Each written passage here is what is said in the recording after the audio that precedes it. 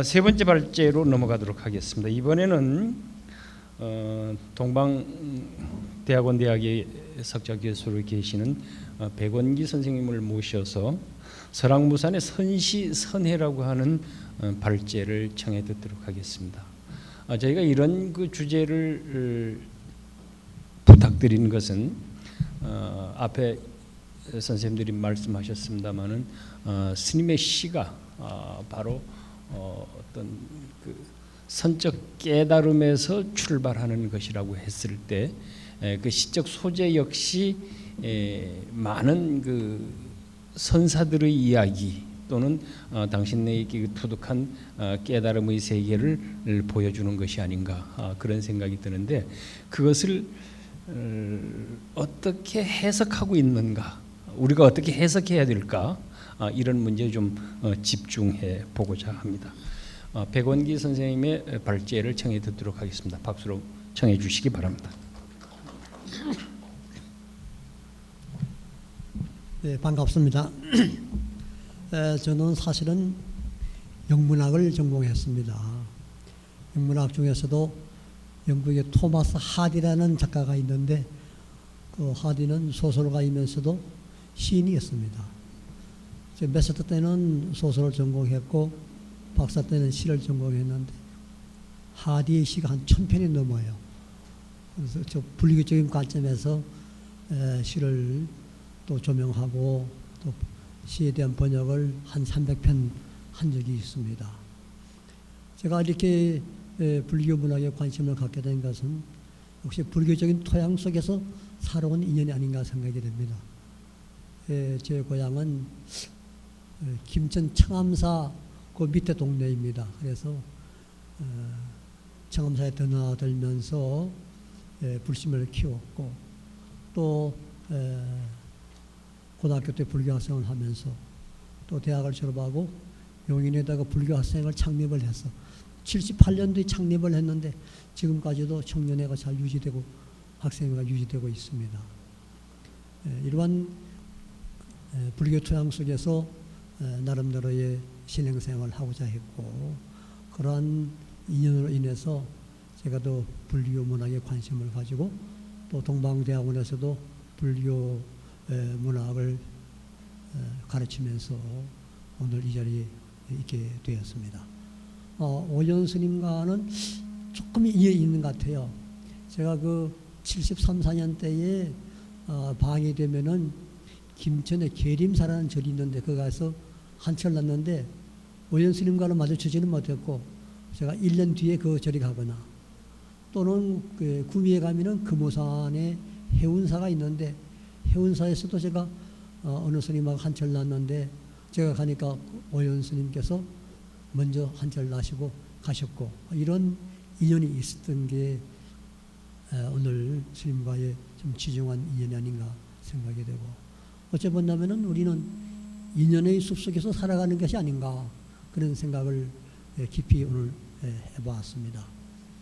스님께서 각별한 좀 사랑을 주신 덕분에 한 5년 전에 또 크루즈 여행을 같이 가게 된 그런 인연도 가지게 됐고요. 스님께서 가까이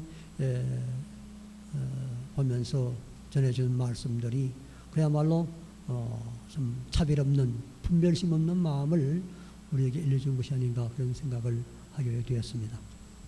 그래서 오늘 무산 큰 스님의 선심이 어떻게 시심화로 변형되었는가, 이 점을 저는 몇 가지 관점에서 살펴보았습니다. 무슨 구도와 깨달음의 과정을 노래한 시편들, 또한 이분법적 경계를 무화시킨 그런 시적 세계, 또 화엄적 사유와 생명 존중의 시를 중심으로 해서 살펴보았습니다. 시간이 좀 지연되는 관계로 저는 가능하면은 좀 일찍 끝냈으면 해요. 왜냐하면은 계속 가다 보면은 한없이 길으실 것 같아서 한 5분 전에도 마칠까 합니다. 저도 텍스트를 중심으로 읽으면서 필요한 부분은 보충 설명을 드리도록 하겠습니다. 우선 들어가는 말씀을 보게 되면은 스락 무산의 사유 중심은 선정지혜의 고요한 밝음의 선심과 중생의 고통, 시대의 아픔을 함께하는 생명 존중과 자비심의 발현이라고 할 수가 있겠습니다. 이런 곳 스님의 번뜩이는 선적인 사유와 시적 상상력의 조화로운 산물로 나타나고 있습니다. 무산 스님은 구도의 과정과 깨달음, 그리고 깨달음 이후에 대중교화에서 일어나는 갈등과 의문에 대해 선문답과 같은 물음을 던지기도 하고, 다양한 사람들의 삶에 관한 이야기를 통해 우리가 가야 할 길이 어딘지를 일러주기도 합니다. 이러한 일련의 과정을 담아낸 무산 스님의 선시는 사랑 분별에 의한 수많은 경계선을 해체하면서 궁극적으로 차별과 대립을 뛰어넘은 원형무회의 표현이라고 할 수가 있겠습니다. 또한 무산의 선시는 진여와 언어의 회통을 추구하여 언어를 방편으로 삼되 문어는 버리고 기존의 의미를 해체하는 의어를 선택하여 심오한 선의 경지를 드러내면서 진여에 이르고자 합니다. 여기에는 고뇌의 극복과 자아의 눈뜸에 대한 외로운 구도자의 모습, 그리고 생명 존중과 자비 실천의 모습이 선명하게 형상화되어 있습니다. 무엇보다도 그것은 곧 이양대립, 바이너리 아포지션의 관계를 떠나 불의의 상호 연기적 관계이며 하나로 융합되는 화음의 세계를 획득하게 됩니다. 저는 이 점을 주목하고 여기에서 무산 선심의 시시마의 세계를 구도와 깨달음의 과정, 그리고 깨달음 이후의 대중교회에 있어 펼쳐지는 생명 존중과 상호 연기 관계망을 이루는 화음적 사유에서 살펴보고자 합니다. 구도와의 깨달음의 시세계를 살펴보겠습니다.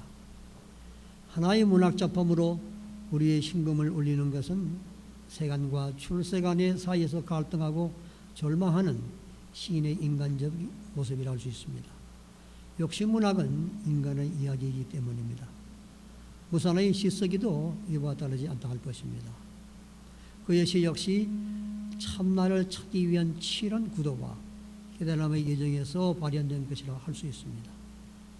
그 과정에서 스님은 성속, 스님 속인 산중의 일, 세상의 일 등을 두루 담아내리는 끝없는 시적 노력을 보여줍니다. 앞에서 두 스님께서 이런 시를 많이 또 언급을 해 주셨는데, 내 울음소리, 이것은 결코 자신의 모습을 찾아가는 내적인 그런 성찰의 과정의 시편이 아닌가 생각이 됩니다. 저도 이 시를 참 좋아해서 한번 낭송을 해보겠습니다. 한낮에는 숲속에서 새 울음소리를 듣고 반낮에는 바닷가에서 해저음 소리를 듣습니다. 언제쯤 내 울음소리를 내가 듣게 되겠습니까? 진정한 내면의 자아가 무엇인가, 이것을 찾고자 하는 그런 지난한 노력의 시편이라 할 수 있겠습니다. 다음 페이지로 넘어가겠습니다. 다음 페이지 두 번째 줄에 보면은 궁극적으로 그것은 앞에 시적인 자아의 울음소리, 그것은 견성은 즉 내 마음이 죽어야 내 울음소리를 들을 수 있을 텐데, 정작 내 마음을 아직 죽이지 못한 그런 도노를 의미한다 할 수 있겠습니다. 그렇다면 화자에게 신은 자신의 울음소리를 탐색해가는 그 길의 과정이라 할 수 있겠습니다. 깨달음을 얻기 위한 구도의 길, 깨침의 길은 끝이 없습니다. 그러기에 수행자는 절망과 허무의 은산철벽을 만날 수밖에 없습니다. 이러한 그 은산철벽의 고뇌스러운 수행의 과정을 아제나이는 시에서 담아내고 있습니다. 나갈 길이 없다, 물러설 길도 없다. 둘러봐야 사방은 허공 끝없는 낭떠러지. 우습다. 내 평생 헤매어 찾아온 곳이 절벽이라도. 끝내 삶도 죽음도 내 던져야 할 이 절벽에 마냥 어지러이 떠다니는 이 아자라이들 우습다. 내 평생 붙들고 살아온 것이 아재랑이란 말이냐. 역시 구도자로서의 자신의 모습에 대한 비판적인 그런 성찰이 담겨져 있기도 합니다. 공의 세계를 아재랑이라는 시를 통해서 시화하고 있습니다. 흔히 화두를 첨구하는 데 어려운 자계를 비유할 때 은상철벽 같다는 표현을 씁니다. 즉 온 산이 흰 눈으로 덮이고 철이 차고 단단한 얼음으로 덮여 있어 철벽을 이룬 상태를 말하는데 세상의 분별치로는 도저히 그것을 깨뜨릴 수 없다는 것입니다. 한마디로 나아갈 길도 없고 물러날 길도 없으며 둘러봐야 사방은 허공이고 끝없는 낭떠러지에 그야말로 백척한두에 놓인 상해입니다. 이어 생의 절벽에 도달한 자가 끝내 삶의 죽음도 내던져야 할 이 절벽에 마냥 어지러이 떠달리는 이 아재랑이를 발견하는 그런 어지러움이 보입니다.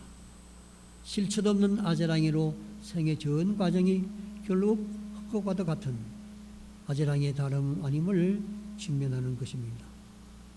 결국 내 평생 붙잡고 살아온 것이 아재랑이라는 말이냐라는 제목처럼 화전한 깨닫고 보니 모든 것이 아재랑이, 즉 꿈이고 헛될 뿐이라는 것입니다. 시인의 삶의 본질에 대한 통찰이 잘 표출되고 있습니다. 우리 흔히 성가에서는 취모금을 얘기 많이 하는데 취모금은 아주 예리한 그런 명금입니다. 그 예리한 칼날 위에다가 터럭을 올려놓고 훅 불면은 머리카락이 잘려지는 정도로 예리한 칼날을 말하는 것인데 여기서는 바로 우리 번뇌의 망상을 끊는 그런 하나의 도구로서 언급이 되고 있습니다. 아까 두 스님께서 말씀하신 이 시편 내용도 그러한 무선 스님께서 구도의 과정이 정말 어렵고 또 치러야 한다는 것을 강조하고 있는 시편이라고 할 수 있습니다. 이 시도 언제나 늘 들어도 늘 낭송해도 참 좋은 시라고 생각이 되고 마음에 울림을 주는 시편입니다. 놈이라고 다 죽놈이냐?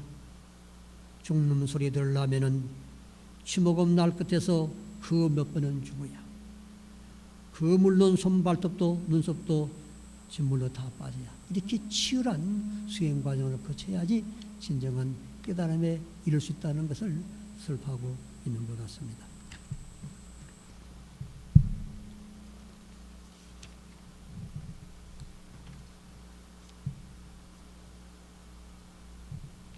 다음에 38쪽에 또 앞에서 이제 언급을 하고 많이 강조되는 시편입니다만은 그 시무도 아까 말씀대로 과감의 시무도가 있고 범용의 시무도가 있고 또 특히 이 시무도를 기반으로 한 수많은 시인들이 시무도를 노래하고 있죠. 또 시무도 중에서도 무산 시무도로 특별히 명명하는 것은 무산 스님의 시무도가 여타의 시무도와 차별되는 것이라 할 수 있습니다. 그 핵심은 무엇이냐? 여기 보면은 소를 앞세워서 자아를 찾아가는 과정인데 무산 스님께서는 소를 내세우지 않고 죄인이나 도적이나 이러한 언어를 사용함으로써 달리 차별화되는 무산 시무도만의 독특한 전형을 보여주고 있습니다. 또한 다른 그 시무도는 산천 대천 세계를 시작을 해서 하는 것인데 무산 시무도에서는 이런 것이 아니라 저자거리를 중심으로 해서 펼쳐지고 있는 것이 색다른 그러한 하나의 전형이라 할 수가 있겠습니다. 또 한번 낭송을 해보겠습니다. 누가 내 이마에 좌우 무인을 집어넣고 누가 나로 하여금 수배하게 하였는가?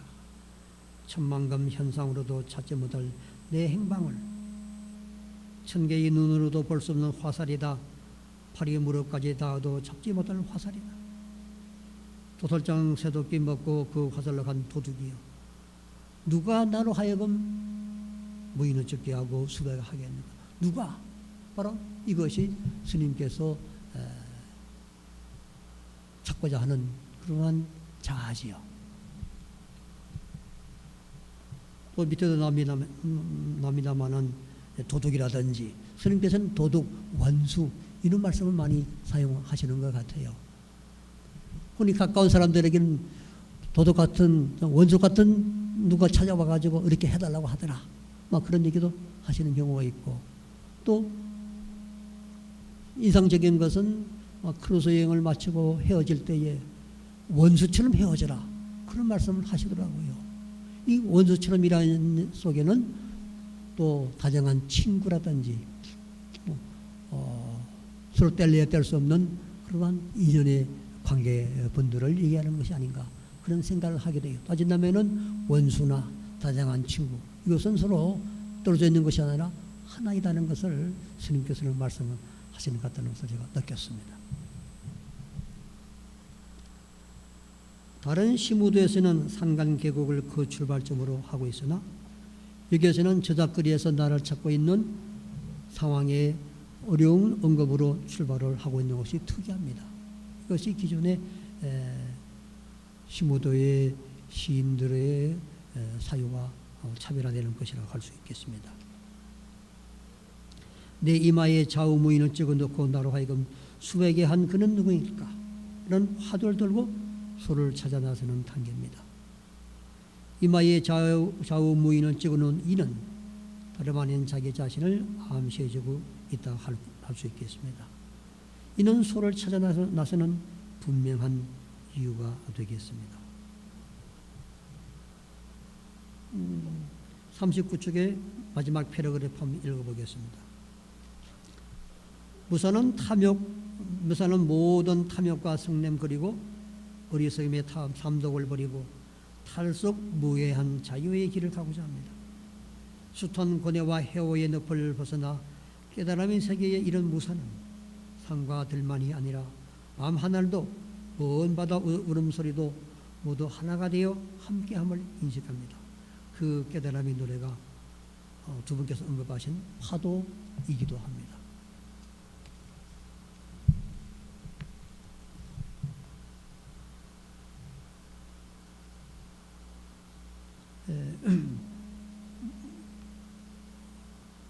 시편을 넘어가서 밑에 제가 쓴 내용을 한번 읽겠습니다.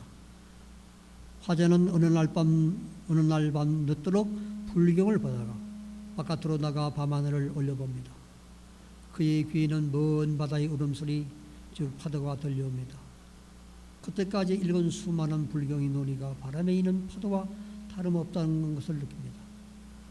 수만 년 동안 저 바다에 밀려오는 파도와 다름없다 하면 인간이 논리로서는 경전이 자연의 이법과 다를 바 없다는 것입니다.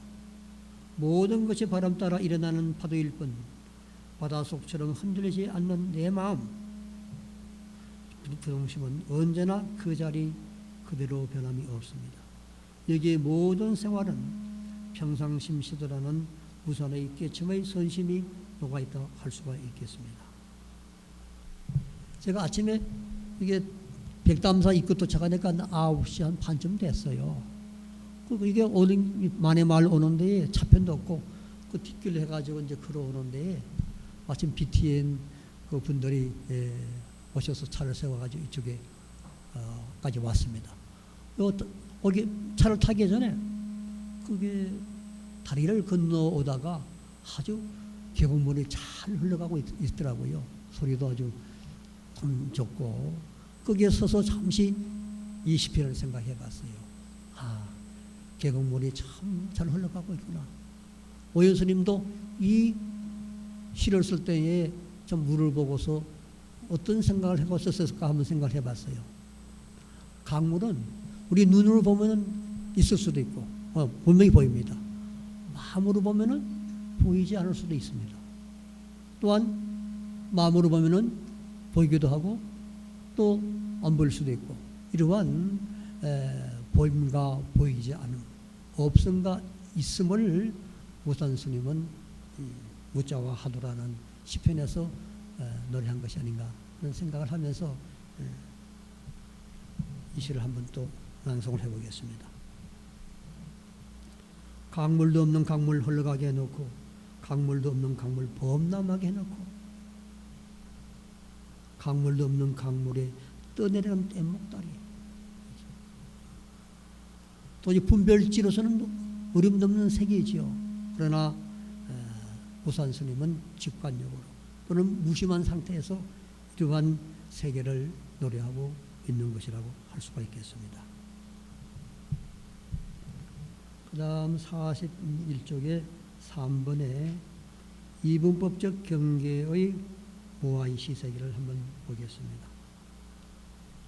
일색변이란 말은 일색나변의 준말로 중국 수나라의 승려이며 선종 제3대 조사인 성찬대사의 신신명에 유, 무, 색, 공, 미, 오, 득, 실이라는 이견과 대대를 초월한 일색의 경지를 표현하는 것으로 중생과 부처가 일체인 것을 말합니다.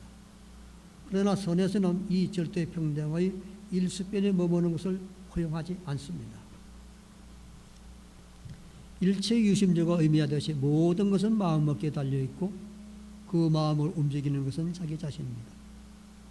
우선은 모령금 한 줄, 즉 일수변 3에서 장부로 태어나 진정한 의미의 장부 소리를 들으려면 몸은 들지 못하더라도 마음 하나쯤은 자유자재로 부를 줄 알아야 하고 거기다가 모령금 한 줄을 탈 줄 아는 심량이 있어야 한다고 합니다. 모령금 두 분께서 언급을 하셨지만서도 혈이 없는 금은고나 또는 가야금이 될 수가 있는데 주로 금은고겠죠. 우리가 줄이 있다는 것은 유한의 세계만 낼 뿐이죠. 줄이 있다는 것은 줄이 없으면은 무한대의 소리를 낼 수 있다는 것을 상시합니다. 그러니까 무한대의 소리를 들을 수 있어야 한다는 것을 스님께서는 말씀을 하고 계십니다. 사내라고 다 장보는 아니요. 장보 소리 들으려면 몸은 들지 못해도 마음 하나는 다 놓았다 들어올려야 그 물론 모령금 한 줄은 그냥 탈 줄 알아야. 자유로운 삶은 탐욕과 무명으로 이루어지는 것이 아니라 진정한 무소유와 무와 무상을 통해서 이루어질 수 있다는 신의 삶에 대한 통찰이 설파되고 있습니다. 모령금은 줄 없는 금은고로 모든 상대적인 생각을 초월하는 곳에 존재하는 절대적인 경지를 말합니다. 줄 없는 금은고를 탄다는 것은 곧 마음으로 금은고를 자유자재로 탈 수 있음을 말합니다. 마음의 주인이 된다는 것은 집착과 욕망으로 가득 찬 허상들을 비워내서 마음의 텅 빈 원상으로 돌아가는 것입니다. 결국 마음을 비워야 그 비움 속에 많은 것을 품을 수 있기 때문입니다. 그 다음 43쪽에 보겠습니다. 이처럼 무사는 상대와 차별의 모습을 뛰어넘은 절대 평등의 경지인 일식변을 그려내면서도 이 절대 청정 항상의 일식변에 머무는 것을 허용하지 않습니다. 이는 곧 무산 선심의 시심화의 전형이라고 할 수가 있겠습니다. 서울 인사동 사거리 한 그루 키 큰 무영수 뿌리는 밤하늘로 가지드는 땅으로 뻗었다. 오로지 떡잎 하나로 우주를 다 덮고 있었다. 현상계에서 그림자 없이 존재하는 것이 있을까? 그렇다면은 무영소가 의미하는 바는 꼭 그림자가 없으면은 실제로 존재하는 나무가 없다는 의미입니다. 결국 그림자가 없다는 것은 상대적인 차별과 분별이 없다는 절대 경지입니다. 즉 성과 미호, 시비는 모두 중생심의 차별로 나타난 망령의 그림자입니다. 무한무영소는 실체가 없는 나무의 상징으로 이는 곧 공의 세계를 의미합니다. 공이라는 절대의 경지에서는 시공간의 구분이 없습니다. 그래서 오로지 떡잎 하나가 우주를 다 덮고 있다는 것은 무한세계인 우주가 아주 작은 떡잎 속에 존재하고 있다는 것입니다. 결국 떡잎 하나와 우주가 다르지 않다는 것입니다. 이는 곧 하나가 일체요 일체가 곧 하나라는 화엄의 세계를 그대로 드러낸 것이라고 할 수가 있겠습니다.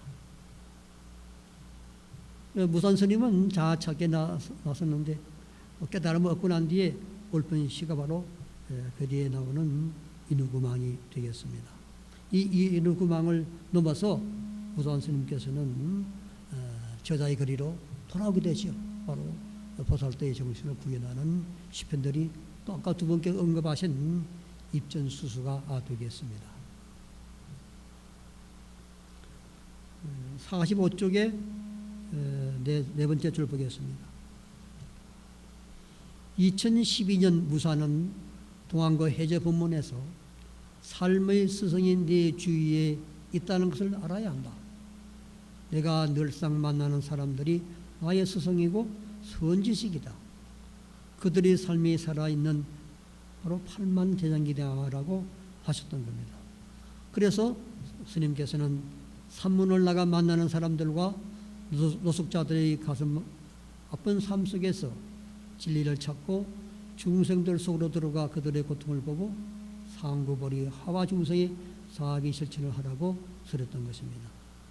무산을 이루한 대성적 보살도 실천은 바로 입전수수에서 명징하게 드러나고 있습니다.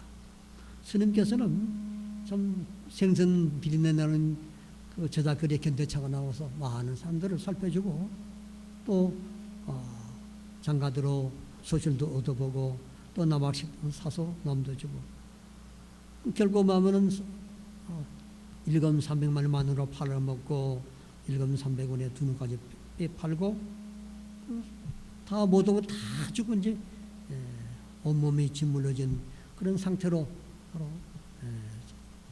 머리 밥 얻어가는 그런 진문둥이 모습을 또 생각해 보는 거죠.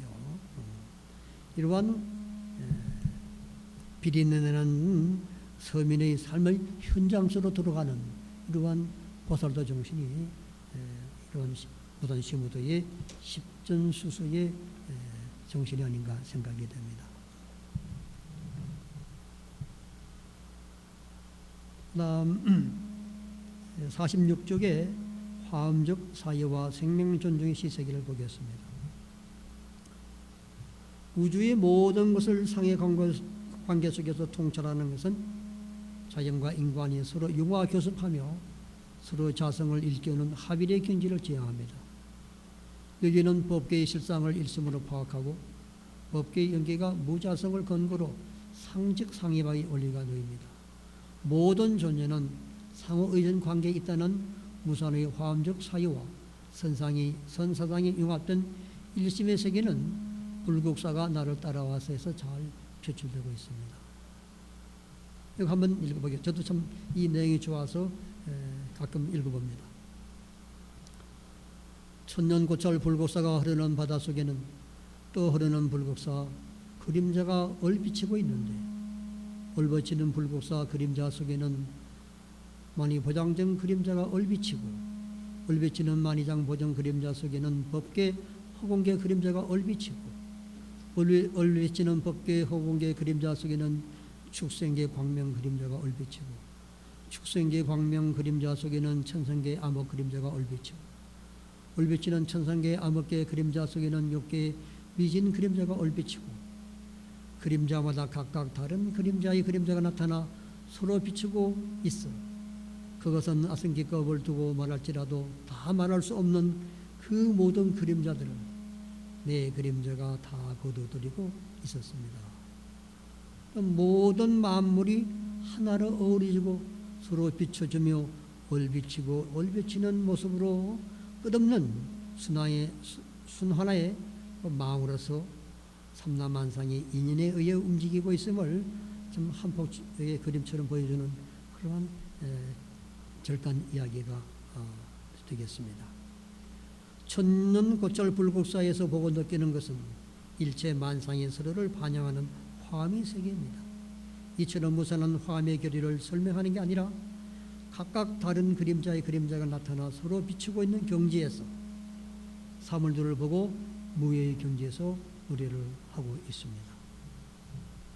그런 그 청개구리 절간 이야기도 그러한 내용과 다르지 아니하고, 또 아득한 성자의 내용도 다 그러지 않습니다. 다 다르지 않습니다. 하루살이와 성자 다 다르지 않는 그런 생각, 이것이 바로 무산 스님이 결국 살아있는 모든 존재에 대한 생명에 대한 외경의 시각으로 연결될 수 있다고 생각을 해봅니다. 50쪽에 보면요, 50쪽의 마지막 패러그래프 보겠습니다. 나와 삼라만상은 모두 근원적으로 동일성을 지닌 생명 공동체입니다. 이 화음의 세계에서 무산은 끊임없이 자기 내면과 외면의 풍경을 응시하면서 스스로를 낮추고 우주 생명에 대한 외경심을 보임으로써 보다 큰 긍정의 세계를 포착하고 있습니다. 무검선언에 앉아 내가 나를 바라보니 기는 벌레 한 마리 몸을 폈다 오그렸다가 온갖 것 다 갉아먹으며 배설하고 알을 슬기도 한다.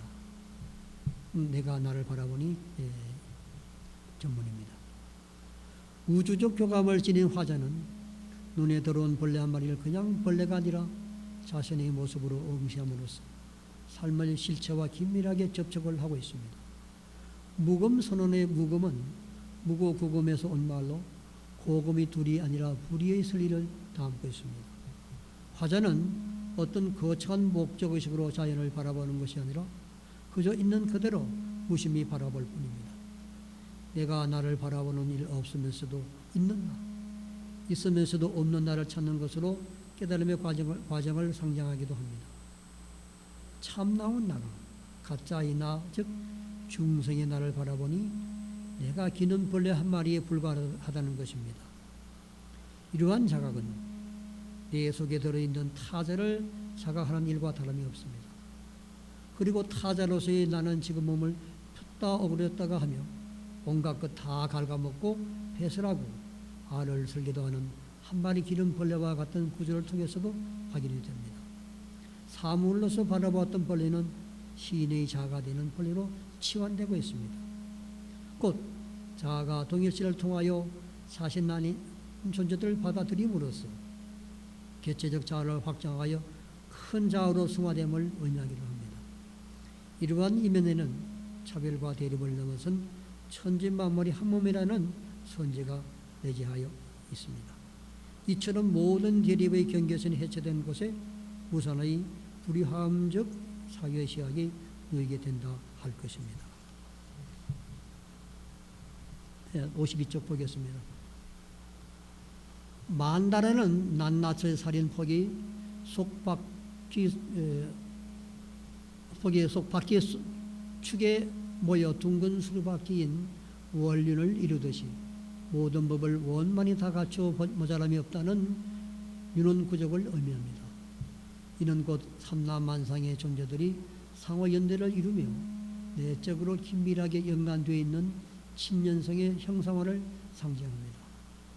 우산이 사소한 것으로부터 우주로 확장되는 내면 풍경이 사물의 일부로 조화롭게 존재하는 세계와 만나는 것도 이러한 연유로 할 것입니다. 산창을 열미는 그 제목인데 어찌 보면 산창을 스님께서는 마음의 창으로 열지 않으셨나 그런 생각을 해봐요. 단순히 산창을 연다 할 수도 있겠으나 화엄경 펼쳐놓고 산창을 열면 이런 모를 온갖 새들이 이미 다 읽었다고 이 나무 저 나무 사이로 포롱포롱 풀잎은 풀잎으로 풀벌레는 풀벌레로 크고 작은 나무들 크고 작은 산들 짐승들 하늘 땅 이 모든 것들이 이 모든 생명들이 하나로 어우러지고 하나로 어우러져서 몸을 다 드러내고 나타내 보이며 저마다 머금은 빛을 서로 비춰주는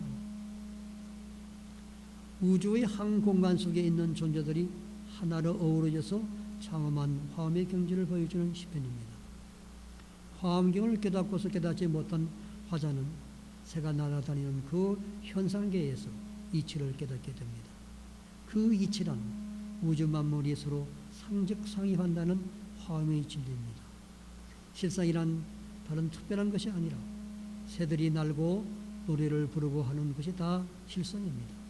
즉 온갖 새들이 나무 사이를 날고 풀과 벌레, 나무, 산, 짐승 그리고 하늘과 땅 등 우주 만물이 서로 비추고 동시에 하나로 어우러져 살아가는 모습이 곧 화엄의 세계인 것입니다. 그 경지를 보았으니 화엄경을 읽으면서 깨닫지 못한 화자는 새와 자연의 어울림을 보고서 비로소 깨닫는 것입니다. 자연이 바로 경이라는 것을 요약하면 화엄경의 진리, 자연, 포롱포롱 나는 새, 나와 새, 우주 만물이 어울려 하나가 되고 서로 비춤, 나의 깨달음으로 이어진 것이라 할 수가 있겠습니다. 실로 무산의 차별과 대립을 초월한 상하 연계적 사유와 생명 종전 사상이 아름다운 문익계를 이루고 있음을 보여주는 시편이라 할 수 있습니다. 요컨대 무산의 시적 마력은 귀함과 천함, 더러움과 깨끗함과 더러움, 밝음과 어두움, 삶과 죽음, 성과 속, 세간과 출세간이 둘이 아니라 하나가 된다는 화엄의 선적 사유에 있다고 할 것입니다. 마지막 페이지 보겠습니다. 54쪽에 마지막 패러그래프에 보면은 이처는 무사는 간결한 언어로 혼탁한 세상 너머에 존재하는 근원적이며 성스러운 세계를 강렬하게 표출할 뿐만 아니라 현상과 사물을 시인의 내면으로 끌어들여 끊임없이 그 본질을 탐색하려는 시도를 보여줍니다. 그래서 무산의 서은시가 여타와 차별성을 갖는 것은 삶으로부터 멀어지려는 깨달음의 세계를 다시 삶의 한가운데 끌어들이는 것이라 할 수 있습니다. 이러한 태도는 모든 생명을 소중하게 여기고 배려하며 덧없는 보살도의 실천을 의미합니다. 따라서 무산의 생에 대한 의문과 진리에 대한 끝없는 구도와 깨달음의 과정, 그리고 상호 연계적 존재에 대한 이해와 자비 실천이 뜨거운 시호는 바슐라라가 말하는 혼의 울림을 분명히 느끼게 하는 것이라 할 수가 있겠습니다. 여기서 마치겠습니다. 네, 감사합니다.